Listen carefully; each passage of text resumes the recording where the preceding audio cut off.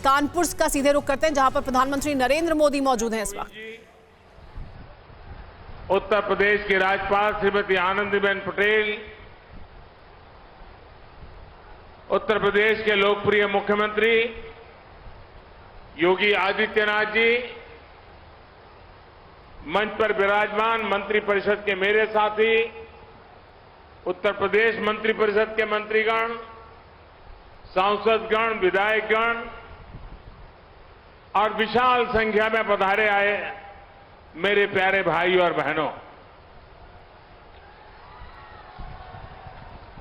राष्ट्रपति जी ने जब मुझे कहा था कि मुझे यहां आना है, तभी से मैं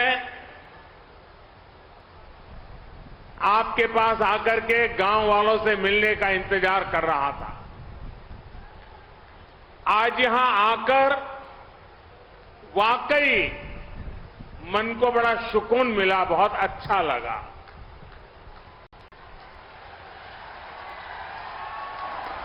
इस गांव ने राष्ट्रपति जी का बचपन भी देखा है और बड़े होने पर उनको हर भारतीय का गौरव बनते भी देखा है। यहां आने से पहले राष्ट्रपति जी ने मुझसे इस गांव से कई यादें साझा की। मुझे पता चला कि 5वीं के बाद जब उनका दाखिला 5-6 मील दूर के गांव में करा दिया गया था, तो नंगे पांव स्कूल तक दौड़ते हुए जाते थे।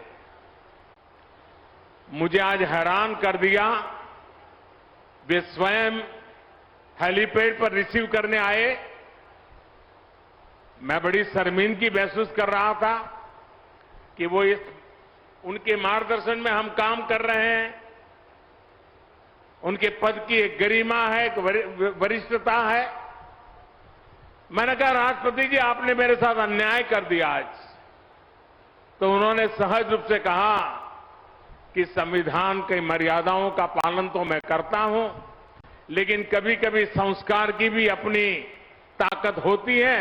आज आप मेरे गांव में आए हैं, मैं यहां पर अतिथि का सत्कार करने के लिए आया हूं, मैं राष्ट्रपति के रूप में नहीं आया हूं। मैं इस गांव के एक बच्चे के रूप में जहां से जिंदगी शुरू हुई, उस गांव के नागरिक के रूप में मैं आज आपका स्वागत कर रहा हूं। अतिथि देवो भव के संस्कार भारत में किस प्रकार से हमारी रगों में पहुंचे हैं, उसका उत्तम उदाहरण आज राष्ट्रपति जी ने प्रस्तुत किया। मैं राष्ट्रपति जी को आदरपूर्वक प्रणाम करता हूं। राष्ट्रपति जी ने अपने पैतृक आवास को मिलन केंद्र के रूप में विकसित करने के लिए दे दिया था। आज वो विमर्श और ट्रेनिंग सेंटर के तौर पर महिला सशक्तिकरण को नई ताकत दे रहा है। उनके प्रयास से यहां अंबेडकर भवन के रूप में बाबा साहेब का आदर्शों को प्रेरणा केंद्र भी बनाया गया है। मुझे विश्वास है भविष्य में आपके सामूहिक प्रयासों से विकास के रास्ते पर और भी तेजी से आगे बढ़ेगा और देश के सामने ग्रामीण विकास का मॉडल पेश करेगा। साथियों, हम कहीं भी क्यों न पहुंच जाए, बड़े बड़े शहरों या दुनिया के किसी भी कोने में क्यों न बस जाए, अगर हमने अपने गांव को जिया है तो हमारा गांव हमारे भीतर से कभी नहीं निकलता है। वो हमारी रगों में बस जाता है, वो हमारी सोच में हमेशा रहता है। हम इसलिए कहते हैं कि भारत की आत्मा गांव में बसती है, क्योंकि गांव हमारी आत्माओं में बसता है। आज जब देश अपनी आजादी का अमृत महोत्सव मना रहा है, तो ग्रामीण भारत के लिए, हमारे गांवों के लिए हमारे सपने और भी महत्वपूर्ण हो जाते हैं।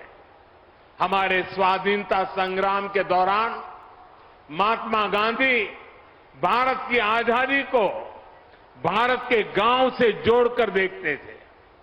भारत का गांव यानी जहां आध्यात्म भी हो, आदर्श भी हो। भारत का गांव यानी जहां परंपराएं भी हो और प्रगतिशीलता भी हो। भारत का गांव यानी जहां संस्कार भी हो और सहकार भी हो, जहां ममता भी हो और समता भी हो।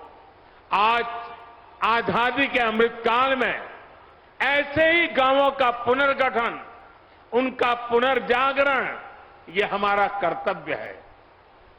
आज इसी संकल्प को लेकर देश गांव, गरीब, कृषि, किसान और पंचायती लोकतंत्र के विभिन्न आयामों में काम कर रहा है। आज भारत के गांव में सबसे तेज गति से सड़कें बन रही हैं। आज भारत के गांवों में तेज गति से ऑप्टिकल फाइबर बिछाया जा रहा है। आज भारत के गांवों में तेज गति से घर बन रहे हैं, एलईडी स्ट्रीट लाइटें लग रही हैं। शहरों के साथ साथ हमारे गांव में भी विकास के हर मार्ग पर कदम से कदम मिलाकर के चले, ये नए भारत की सोच भी है। और नए फिक्र आपकी, सोमवार से शुक्रवार रात 9 बजे सिर्फ टीवी 9 भारतवर्ष पर।